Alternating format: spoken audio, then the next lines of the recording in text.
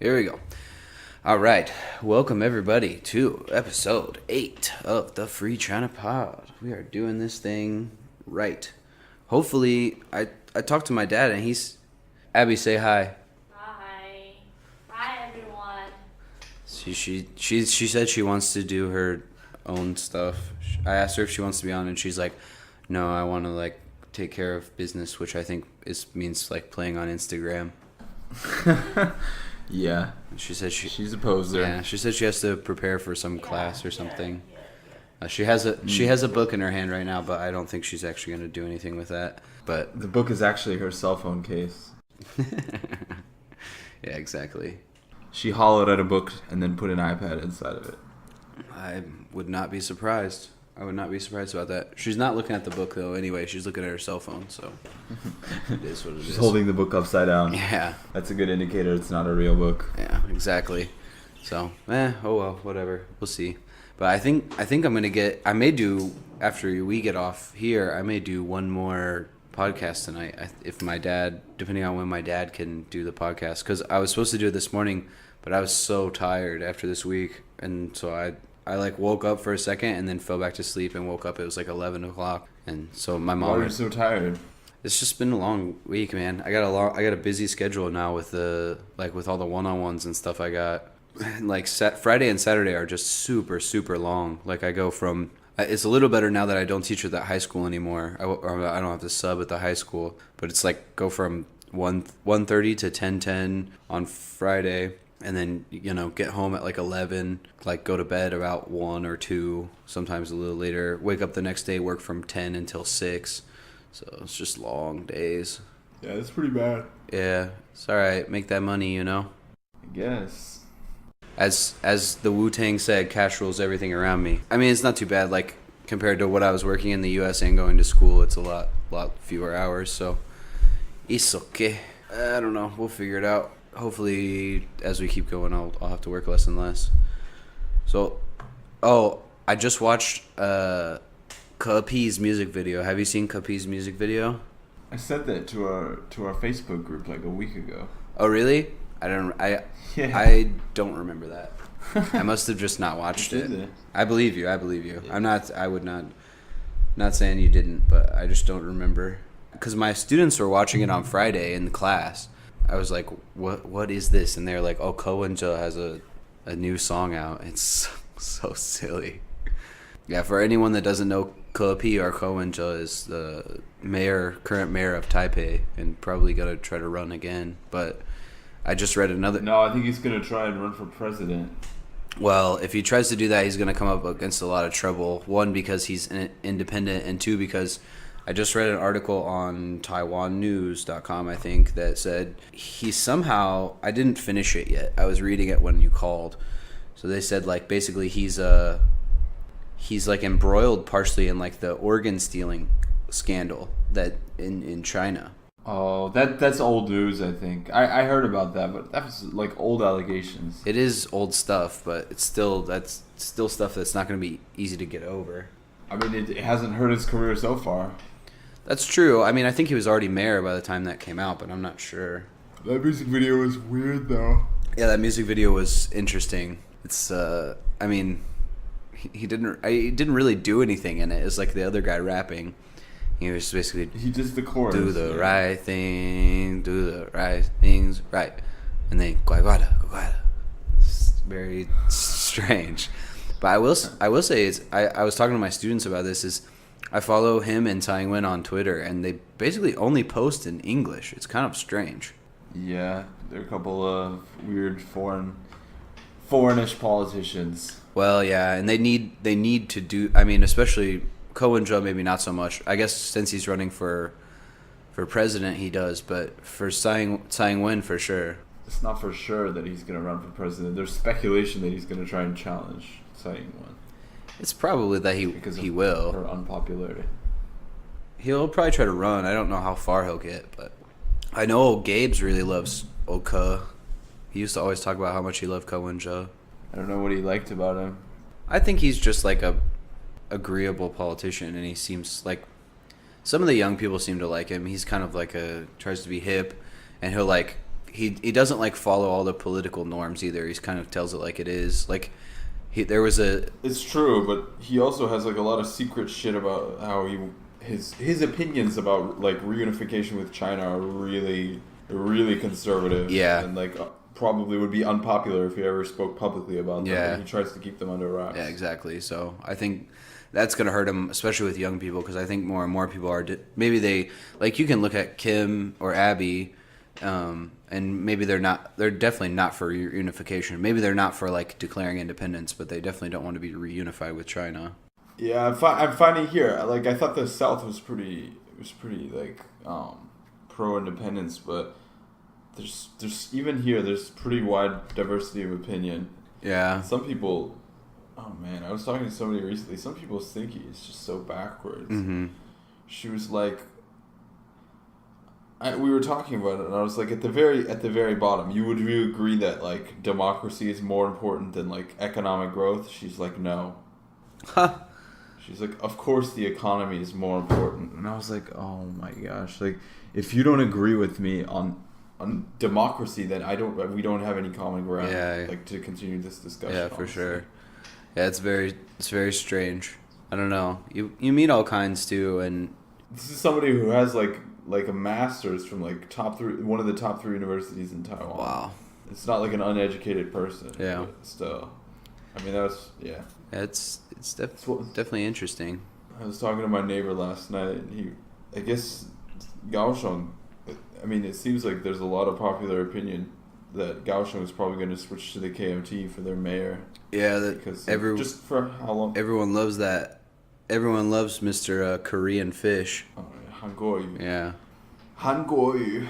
And I think it's just a function of the fact that the DPP has been in control here for so long. They're just ready for a party switch. Yeah, I mean, that's how it usually goes. Same in the U.S. I mean, when the president switches every about 8 years. Yeah. At least in recent times, it's been eight years of a Democrat, 8 years of a Republican, and then it switches. Though, to be fair, the last 2 Republican presidents didn't get elected democratically. They got elected via electoral college, but they still won, I guess, technically. So, and then House and Senate flip accordingly. So, like after the first 2 years of Obama, the House and Senate flipped basically, and the House is going to flip almost certainly under this midterm, and the Senate's not going to, but it might in the next one. A lot of that is just due to the seats that are coming up this time. Exactly. Yeah. Did you hear there's another shooting in America? No, I didn't read any news today. Where was it? At a yoga studio. Oh, I did. On Friday. I did hear that. I lied. I heard about that. I thought you meant like there was one like today, which wouldn't surprise me. I literally just heard about this yoga studio shooting like a few minutes ago. I lied. I did watch some news this morning. Now that I think about it, I watched a video on that. Basically, it's like some incel guy who, went in and shot up a unit. Gosh. Yeah, for anyone that doesn't know what an incel stands for involuntary celibate. So basically, they think that like a lot of them have like very huge issues with like their physical appearance and stuff like that. They're basically like very self-defacing, and they'll just like basically be like, oh, I'm too ugly, I'm not like a jock, so like women won't sleep with me basically. And then so a lot of times they'll get into these like Reddit groups or online like 4chan or something, and they basically just rile each other up. They have all this like coded language that they use, and then some of them who are a little less mentally stable end up doing shit like this, like going to a yoga studio and shooting it up because there's a bunch of women there that wouldn't sleep with them, as opposed to working on themselves and like figuring out a way. Because like there are plenty of, I guess, what would be considered unattractive men that have very attractive spouses or girlfriends or whatever, or at least can like sleep with a girl, but it's because they have like some sort of talent or ability instead of just like shit posting all day on Reddit. Yeah. But what are you gonna do, man? The state of America, when it's that easy to get a gun, it's like it doesn't really matter. There's not much you can do about it. I'm wondering what this is gonna mean for the election. This is the third like basically right wing. I mean, obviously, incels is not like clearly right wing, but it was a misogynistic attack. Yeah. At least, so it was kind of the third hate incident in like maybe 2 weeks, like major national hate incident. And yeah, I wonder if it's gonna have an effect. I don't know. I think it will. I mean, obviously, Trump or a bunch of factors working together have clearly made it that, like, I tweeted, I posted something on Facebook about like the voter turnout, especially from young people, is up like hundreds of percentage points in a lot of states. So people are getting mobilized to vote. Thank God, finally. So I don't know. We'll see. I mean, the election's in 2 days, so. I don't know. We'll see what happens, and it looks like people are getting mobilized to vote, but there's also a lot of voter disenfranchisement. We talked about that on the last one, I think. And there's big states, especially like Florida was a big one where there's a lot of voter disenfranchisement. Georgia, there's a lot of shady stuff going on. Yeah. Texas as well, actually, which is a big one. But there are also a lot of young people turning out to vote for Beto, so. We'll see. I'm curious how that election's going to go. I really hope he wins. I mean, I would give him like a 25% chance of winning. I don't know what the actual poll figures are. But, speaking of that, recently I've seen a lot of people like come out and be like, polls are garbage. Like, don't look at the polls. Don't trust the polls. Like, I follow, like Sean King, I saw posted something about that. He's like, don't look at the polls. Like, the polls like don't mean anything. Well, I get the sentiment. I think that's like a little bit misguided because like the polls are usually pretty accurate, like for the most part. Well, who's the advising? Because like everyone has their own personal reason for looking at the polls, and they should take them with a grain of salt. But why the hell is he telling other people whether or not they should have, I think be looking at polling data? I think his reasoning behind it is that he doesn't want people to get discouraged. And then say, okay, well, it's a foregone conclusion that the opponent of the candidate I want to win is going to win, so I'm just going to stay home. Which I get that. That's so. I mean, I get this, but he's just adding fuel to this idea that like basically you should only vote if you think that like it's a tight race or something like that. But you should vote regardless. I mean, I've voted in a state where I knew I was in the minority my entire life, basically. Just gotta suck it up. I completely agree, 100%. I mean, I think both ways. If you're going to win in a landslide or you're going to lose in a landslide, I think you have to get out there and vote regardless. Especially because it's not just one thing you're voting for. You're voting for a myriad of things, and if you're, like, unlike us, like, obviously we can't vote on, like, ballot initiatives and stuff because we've been out of the country for so long. But, yeah, anyway, I mean, yeah, people definitely, regardless of what they think, they should get out and vote. And like I said, you're voting for low-level people. You're voting for local representatives. You're also voting, like I said, ballot initiatives, everything. It's not just one candidate that you should go out and vote for. I get it that, like, a lot of people are discouraged, and I get discouraged because, like for the Missouri election, I had to vote basically for, like, a corporatist who basically supports Donald. She's technically a Democrat, Claire McCaskill, but you're talking about Claire McCaskill. But she just came out and said she supports Donald Trump's like deportation policies and stuff, and it's just like what deportation policy? He's not doing anything different. Well, he's deporting a lot of people. I mean, he's trying, and maybe it was his immigration policy. No, yeah, I agree. Obama was called by some the deporter in chief because he deported so many people. So, yeah, I don't know. Also, Trump doesn't have an immigration policy. He hasn't put forward any like meaningful legislation. So like, yeah, I agree. Well, I mean, think you're giving him more credit than he deserves because he has absolutely zero ideas and he's come up with nothing about anything. Yeah, I mean, I would just say like he has things like he wants to like the travel ban and things like that like basically he wants to like ban like he says the travel ban had nothing to do with immigration. That was I guess that's true, but I mean, I think that was just a racist, basically a religious litmus test for entry into the United States. For a handful of enemy states. Yeah. It was a big joke, I mean, it was a publicity stunt.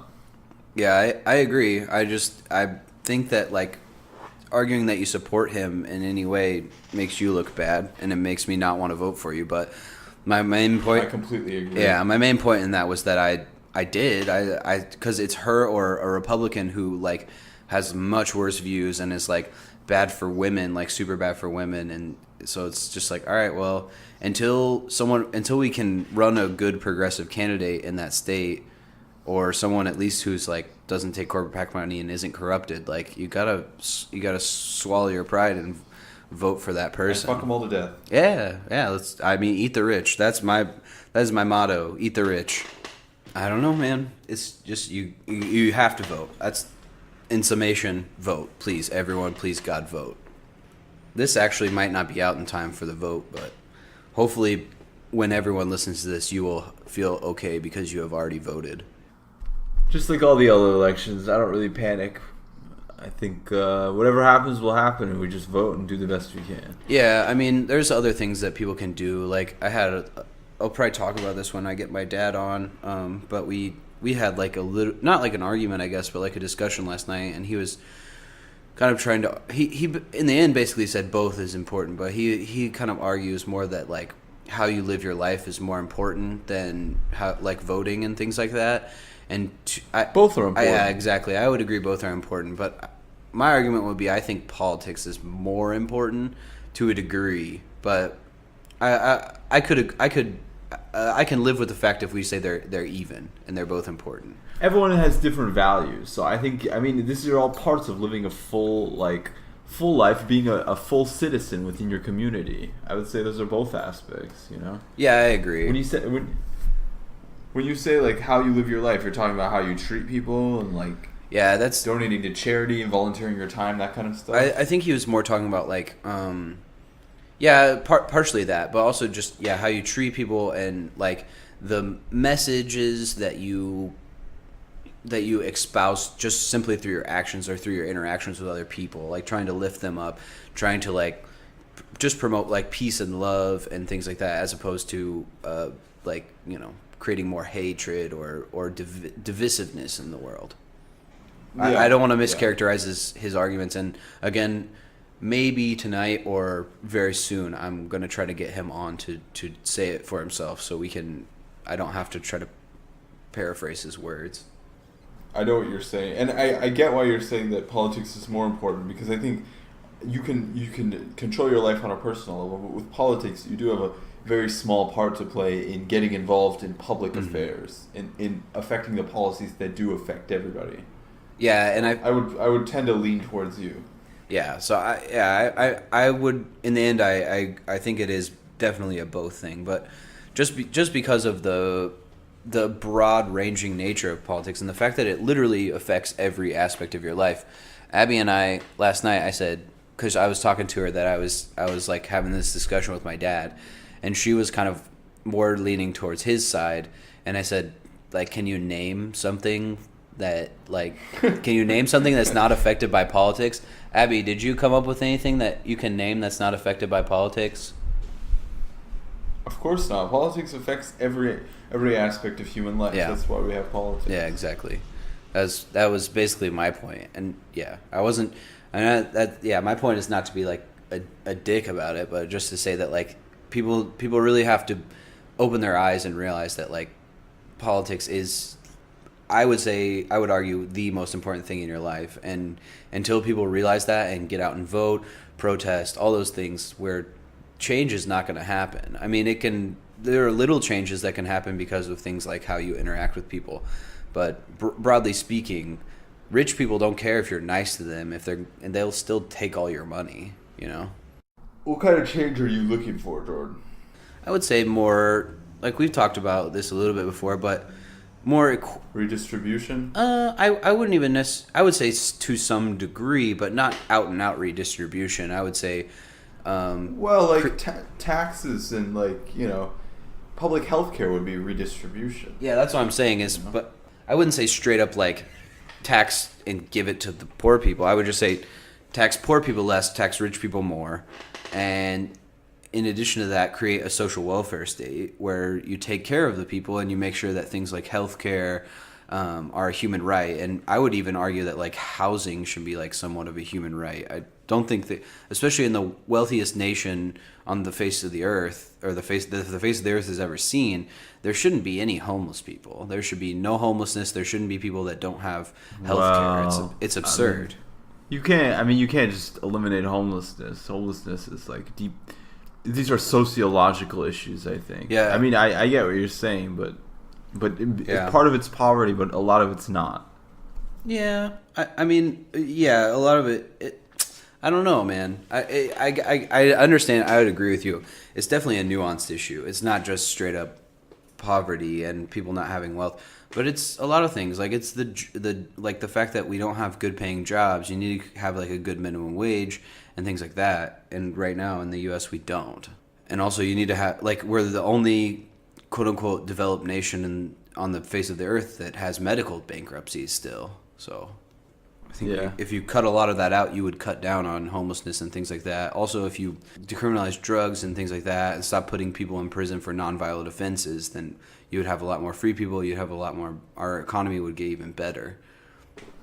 I mean, so you're talking about major sociological reforms, though. Yeah, for sure. So I mean, it's hard to do. I mean, no country has completely gotten rid of homelessness. Even the most egalitarian, welfare state kind of countries still. Yeah, I agree. I think it's a big dream, and I don't know that it will ever happen. But I think that's what those are the types of things you have to shoot for. You shoot for the moon and hope you hope you hit the ozone layer type thing.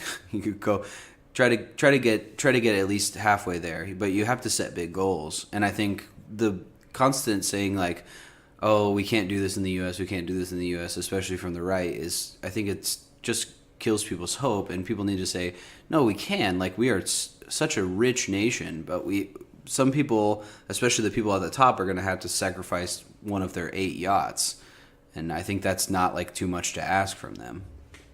I would agree with that. Yeah, so that's all I'm saying. I mean... But yeah, so in terms of redistribution, yeah, that's what I would say. I would say social programs, and you'd also have to raise minimum wage and things like that, which is in a roundabout sense would be some sort of redistribution, because you're taking money away from the like CEOs and owners of companies technically and putting it down back to the lower levels.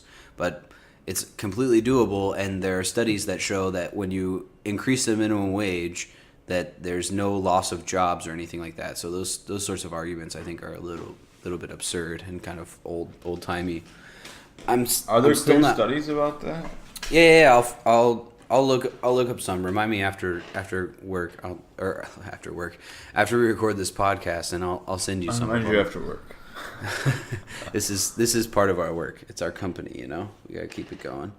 But what was I gonna say? I was gonna say something, and now I totally lost my.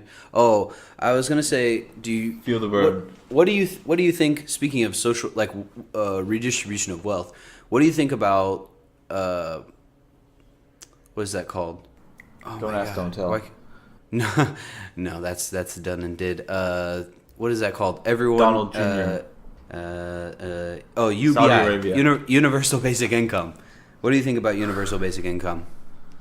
Ooh, we've talked about this before. That's a touchy subject. I want to see what happens with these studies, because they've been doing a lot of new studies lately, and the results have been kind of mixed. Some of them basically said that it improved when they gave it basically to a set of people, like that included people who worked and people who didn't work. What they said is basically people who did work kind of lived a healthier lifestyle. They probably worked a few less hours. Most people remained in the labor force. It didn't have any serious effect on anyone's life. It just kind of led to mild improvements in health outcomes for the overall group. But the studies that I saw that were done in the past also, the universal basic income that was done wasn't enough for people to live off of, basically. Oh, okay.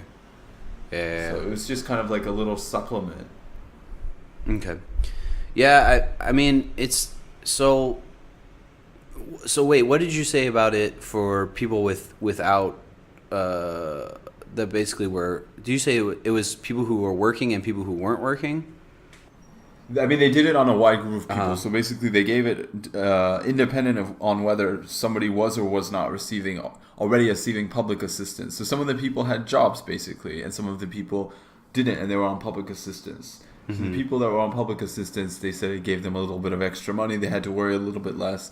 The people who had jobs, usually I think they decreased their work time, but only slightly. Just basically the number of hours per week. They would choose usually not to work overtime. Yeah, so I think because most people the way I used to think of it actually was that it was basically like a substitute for welfare or something like that, and you have these problems, especially in the United States, where people complain about that it's disincentivizing people to get jobs and stuff like that. But the fact is that we already have a welfare system in place that does exactly that. So if it was put on top of the welfare system and it's not enough to live off of, it's just like a little boost that everyone gets, I'm not really sure. I think that it could be nice, but I think I made an argument a long time ago. I had this discussion with one of my friends, and I thought that those food boxes like would, a nice idea too, instead of EBT and stuff like that. So what if you just gave people some better public resources, so that like we run out of money sometimes for groceries. So how about like every person gets like free food box? It's not only for poor people, and we can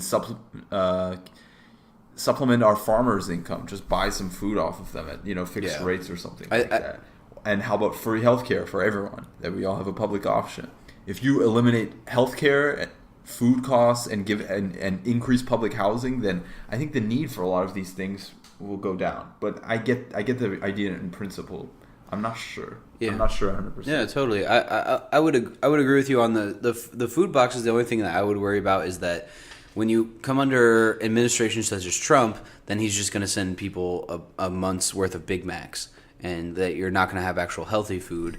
And he's a fat Alzheimer's patient. Yeah, exactly. But, and who's going to make these rules? If it's a nonpartisan group of like doctors that creates these sorts of meals, so. and people can, but the thing is that actually going to happen? I don't know.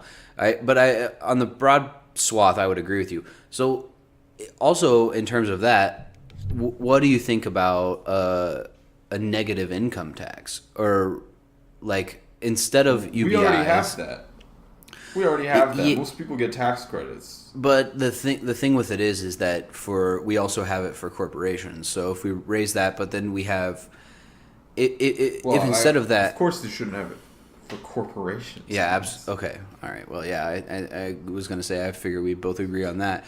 But so what if we did like a negative income tax? So say for some reason you make less than whatever the poverty line is as a family, that either the government gives you money or doesn't tax you, so that you're, because I think the minimum wage should be a living wage anyway. That should, if you work full time at a minimum wage job, you should be above the poverty line.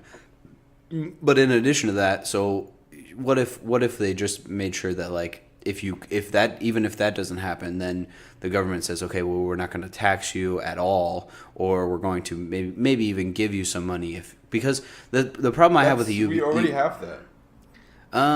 We don't give refundable tax credits. We don't give people money though if they're below the poverty line. We do. Right now, the last time I tried to file taxes, basically with my income, I would have gotten money back if I had lived in the United States for more than 180 days. My income was so low that I would have actually gotten money back from the federal government. Okay. So they do have that. Without paying into taxes.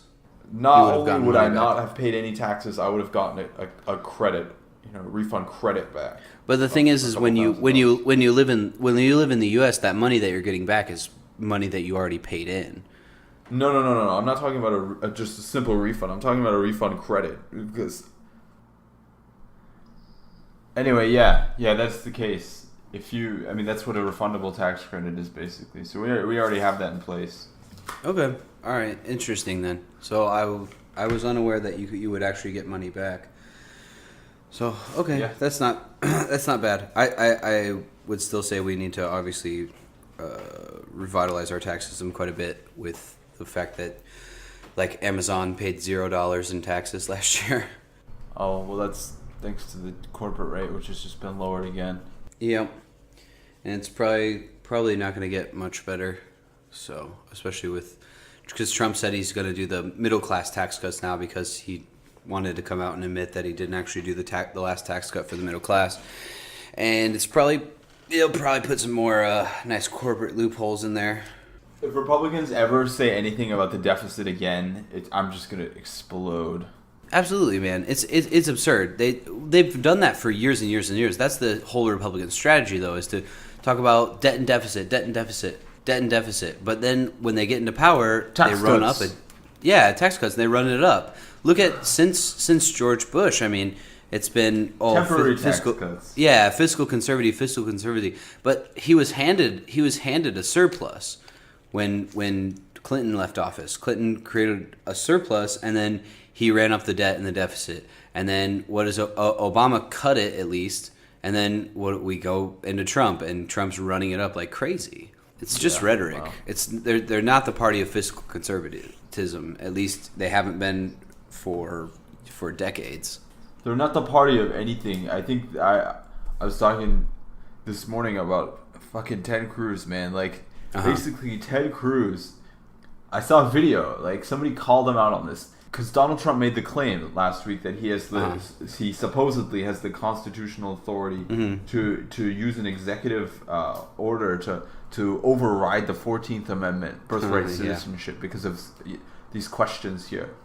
So basically, Ted Cruz said, "Oh, this sounds like a great idea, and I need to read the legal statements, but I'm all for it." Basically, something like that, to paraphrase. But he's on record. There's a video of him, basically from like not that long ago, 6 years ago, where he basically says in the video, there's absolutely no like reasonable legal standing where that could be possible. Yeah. Like, I agree with the policy in principle, but it's actually not possible. That constitutional amendments are very firm, and that you can't use an executive order or even a congressional act to overturn. Yeah, I mean, if you asked most of those people 3 or 4 years ago, they would say Obama is signing too many executive orders. But this isn't a matter of opinion. This is his interpretation of what the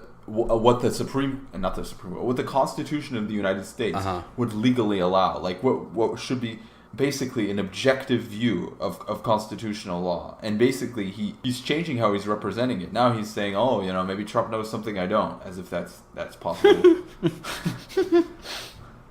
As if Trump knows anything at all, let alone something. I mean, it's absurd. The same with Lindsey Graham, man.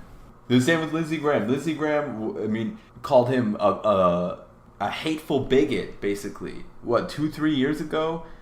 Yeah. Ted Cruz called him a sniveling coward, Yeah. And now they're all best friends, going for the same.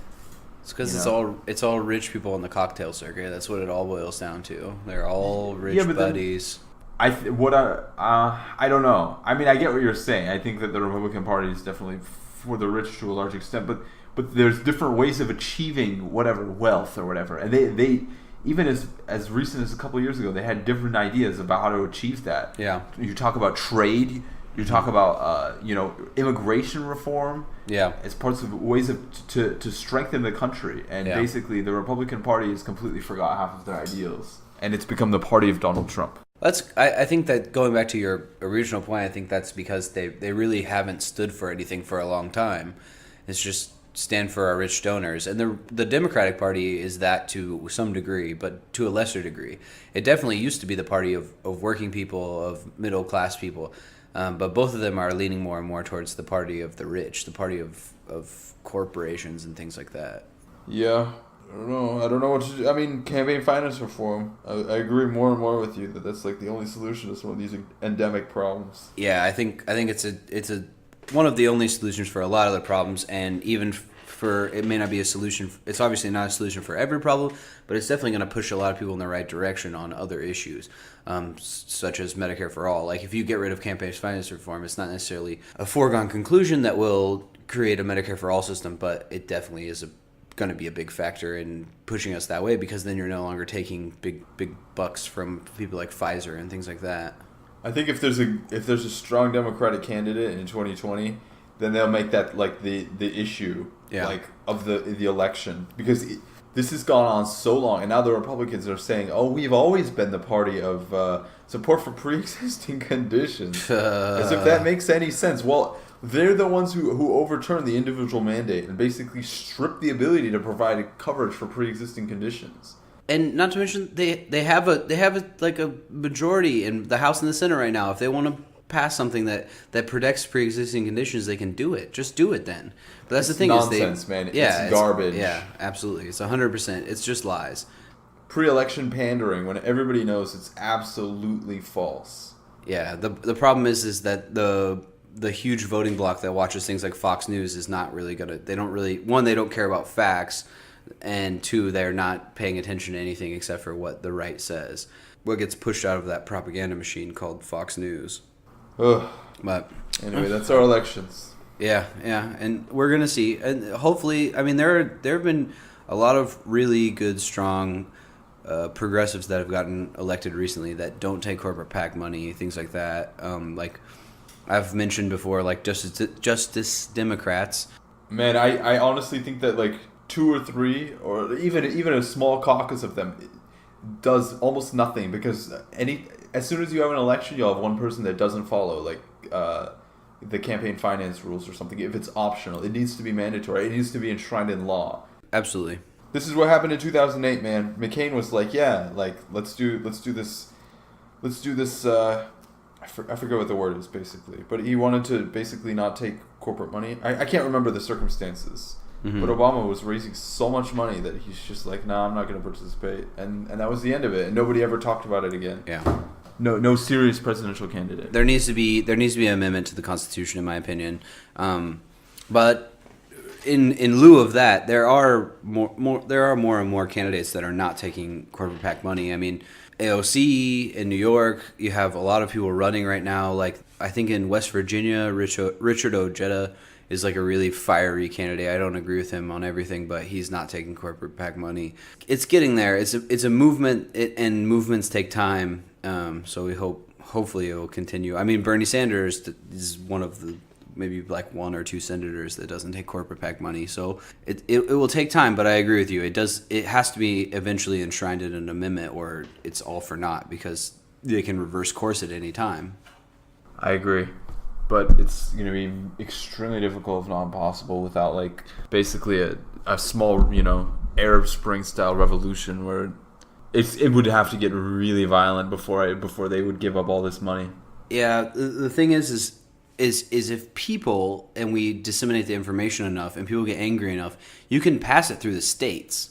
It can get passed through the states. You can do a constitutional amendment and pass the 28th Amendment and get money out of politics. So it's just about getting that done. I mean, it's difficult, but it's not impossible. I think it's practically impossible. I can't think of how it would actually be done. I wouldn't.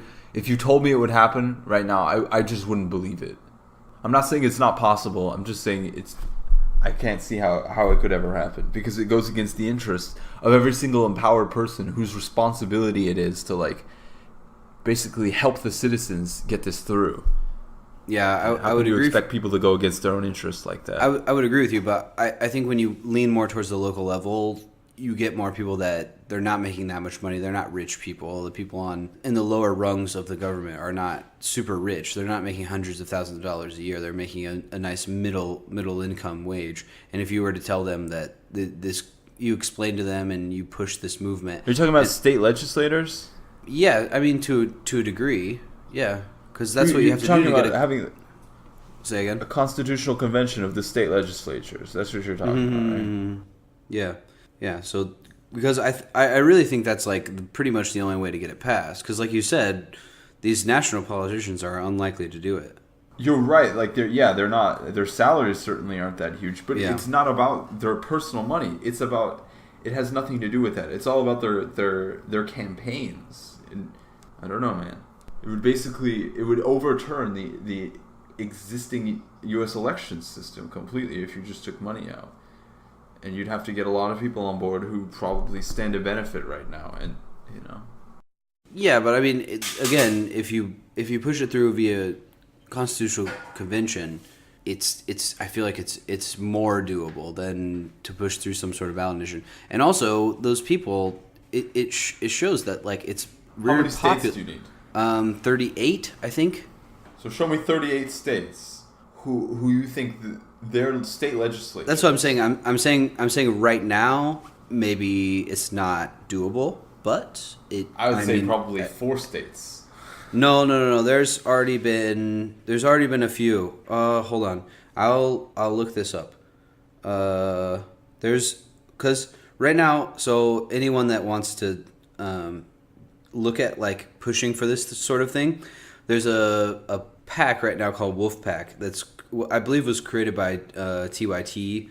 They're like a YouTube news thing, and basically they are pushing for the Young Turks.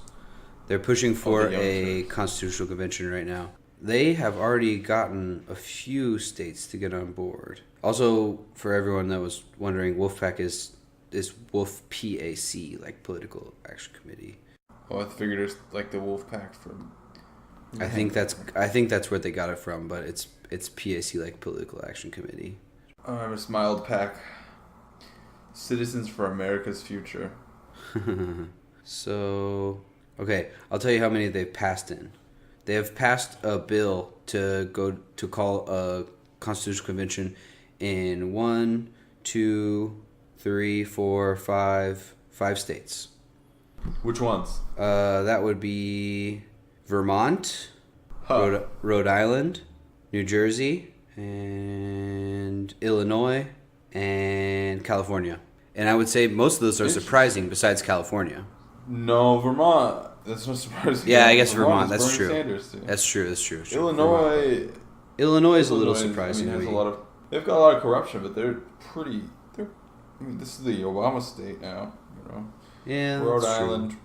I'm not really surprised. None of those states surprised me. I would be a lot more surprised with like a kind of like a deep southern state. If a deep southern state would pop up on that list. Mm-hmm. I mean, it's passed through the upper house of 9 states. So, I don't know. That's my thing is I agree with you. It's practically impossible.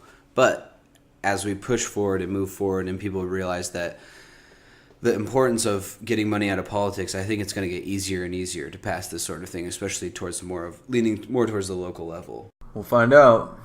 That we will, but I think that's another thing is people have to volunteer for these things, or they have to, and this gets back into the how you live your life thing, is you got to tell people about it on a daily basis when you're having political conversations with your friends. And I think also people need to push. I mean, I understand sometimes you need to just have like a silly conversation with your friends, but you also have to sit down with some of your friends and actually have real conversations about politics and things like that, and things that you might not totally agree with. I think that's a super important thing to do, as opposed to just saying, well, we're going to have like a little bit of an argument or it might get heated, so I'm just going to stay away from it. I think that's a little, I don't know. I don't want to be too harsh on people because some people got a lot to deal with, but that's like a little bit cowardly in my opinion. Especially with as easy as it is to access like knowledge on various things with the internet, with the rise of the internet, and the fact that most people have a decent internet connection, or at least access to one. Yeah. That's just my feelings on the whole matter, I guess. I don't know, man. It's not easy to say, but I don't know. I'm kind of excited in the most accurate term, not necessarily like a happy excited, but just like waiting with bated breath for these midterms to flip and see what kind of happens in it. I'm curious too. Thankfully, we only have to wait a couple days. Maybe no, because the timing is probably going to be bad. I was going to say we could maybe do cover it live as it goes on, the elections, but we may not have time for that. It'll be Wednesday morning. No, I'm in class. Oh yeah, you'll have class. Well, we'll definitely do. I got a fucking sub. Oh, yeah, we'll definitely do like an overview after the fact, though. We'll talk about what happened and gains and losses for both parties and whatnot. That's good. Yeah, I don't know. I'm also excited to talk to my dad about the upcoming vote, because I'm sure he'll get out and vote. My mom probably will too, so that'll be good. I'm surprised, man. Yeah. I don't think my sister voted. I didn't think my sister was gonna vote, and she did. Oh really? So. She voted early? Yeah, I was surprised. I thought because I talked to her a couple weeks ago, and it seemed like she didn't really care at all. She wasn't gonna vote. It's good, man. People are getting more. I mean, that's the thing about the Trump presidency is, as much as he's riled up racists to do hate crimes and things like that. He's also riled up a lot of people in the opposition to get out and vote for something. Whether they totally have a great grasp on it or not is another question. But at least they're starting to get politically involved. That's true. So, speaking of that, what do you think about, one, should everyone be automatically registered to vote, and two, what do you think about? No. You don't think so? Yeah, no, because they had that in Canada basically, and it made it extremely complicated basically. Like, I wanted to vote in one of the elections, and basically they said, "Oh no, it's automatic," which means like once you've lived in this house for a long enough time, they'll like get your registration info down. So basically, because I hadn't lived there for long enough, I was ineligible to vote just because of this supposed automatic system. So basically, it benefits people who are like long-term residents who have like stable lives and don't ever move. But as soon as you move districts, you have to wait for whatever, like a new driver's license. You know, you have to wait for the Census Bureau to take down your information. It's filled with holes. It's really stupid. Automatic voting is registration is. What do you think about if you did it in a system that made sense? Like, what if you had a system where you could always vote for federal elections no matter what, and then if you say moved states or even moved in between districts, as soon as you move, you could get, there's some way to do an automatic change if you just showed some sort of proof online or wherever you want to say you do registration, DMV or whatever. Unfortunately, I think that's impossible because basically the Constitution gives states the rights to manage their own elections. So you would have to get coordination between all 50 states in order to enable that to take place. Okay, that's fair. Because states all have control of their So their own okay, systems. So I don't think it could happen. Yeah, that's fair. I understand. I get that. That makes sense. I think the way we have it now is good. They just need to like stop being so stupid about all these stupid little rules they want to throw at you. Okay, so what do you think about a mandatory voting? What do you think about mandatory voting? No, I also disagree with that. I think the system, in the research that's been done on mandatory voting that I saw, and maybe there's different stuff. Basically, it doesn't get people more informed. It just gets people to go and like vote randomly just to avoid getting the fine. And usually the fine isn't very much anyways. Yeah. And that's how they enforce it. So what, you get a fine if you don't want to be a good citizen? Like voting is actually a privilege in a way, not necessarily a right. So like if you don't want to vote, I don't think anyone should force you to vote. Okay, that's fair. I don't know. Yeah, that's the issue that I've come, because I'm kind of on the fence about that issue. I don't know if I would like mandatory voting or not, and it's the same reason that you just stated, is that it doesn't get people to be more informed. It just gets people to go push a button and say, okay, well, I voted, and that exactly, they're bothers just me a voting little randomly. But the thing is with the American system, not a lot of people that vote are informed either. So that's I don't know. At least they have an opinion, and I agree with you. But it's better than just like making that even worse. Well, I mean, I feel like if you're forced to go vote, a lot of those people have at least somewhat of an opinion. It's probably even less informed than the average voter in America. But I don't know. I feel like I'm saying, the information that a normal voter goes in with is almost nothing. Most people are voting a straight ticket either way, and it may not be that they have like strong feelings in either direction. So I don't know. But that's just my dilemma. I don't really have like strong feelings on it either way yet. I was just wondering what you thought. Yeah, I don't see any reason to force people to vote in general. Like, if you were to introduce the law, you would introduce it from what perspective? That it would be beneficial to society? I think that's what most people that would be in favor would argue, is that it would benefit society. How would it benefit society? How though? Like, it's just going to increase the voting pool. Well, I think most people that would argue for it would say it's going to increase people because they have to vote. They're going to do a little more research. I don't necessarily know that that's like true. Yeah. No, the studies have shown that that's not the case. And again, I would tend to agree with you. If you think of like, let's say the people who don't vote. Okay, I'll just give you an example. Like, and this is not accurate. Mm-hmm. Let's say like a door-to-door magazine salesman or something. You're basically just giving him extra homework about something that he doesn't care about. So he'll probably go just to avoid getting the fine. He won't think about it at all. He'll just listen to it. He'll just talk to his friend, whatever, over beers the night before, Mm-hmm. and ask his friend, "Who are you voting for?" And he'll say, "Red Party." And I'll be like, "Why?" And he'll say, "Oh, because they're strong," or something like that. Yeah. And then I'll be like, "Okay," and then I'll just go vote for Red Party. Like, there's absolutely no thought going into a vote that somebody doesn't want to cast. Yeah. There's no cost for them. Mm-hmm. There's something to be said about adding a cost to voting. So then what kind of cost would you say that we should add to voting? I think that registering, that like going through whatever process it is, I'm not saying like a monetary cost. I'm saying the actual act of like going out of your way to register, getting the ballot, even if it's by mail, and like going through it, filling it out, sending it out on time. That's at least a small cost on your personal life, and it's gonna make you invest a little bit of time to think about it. Yeah. Versus applying a negative cost where you have people just do it, if anything, I mean, spitefully. Mm-hmm. Yeah, that's fair. I do think that registering should be a little bit easier, and we shouldn't just disenfranchise all the amount of people that we do. 100%. If you want to vote, you should 100% be able to vote, but you shouldn't force anybody to vote. And disenfranchisement sucks. Yeah, it sucks, and it's like rampant, especially in these recent elections. So Stacey Abrams is running in the race right now, and basically like the guy that is running against her, Luther Strange. Kemp is like basically he's the Secretary of State, so he's Cletus Kemp. Cletus Kemp, probably something like that.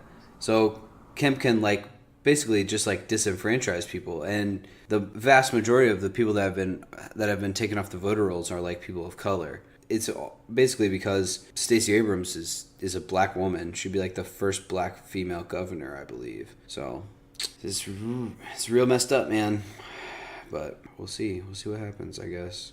American politics. Yeah, people really got to get these people, because like it's a neck and neck race right now. I mean, but there's an Atlanta poll from one of the local what is this? This is from WSB-TV2 Atlanta. The poll has Stacey Abrams at 46.9 and has Kemp at 46.7. So she like actually leads him to some degree. So it's like within the margin of error, though. Yeah, exactly.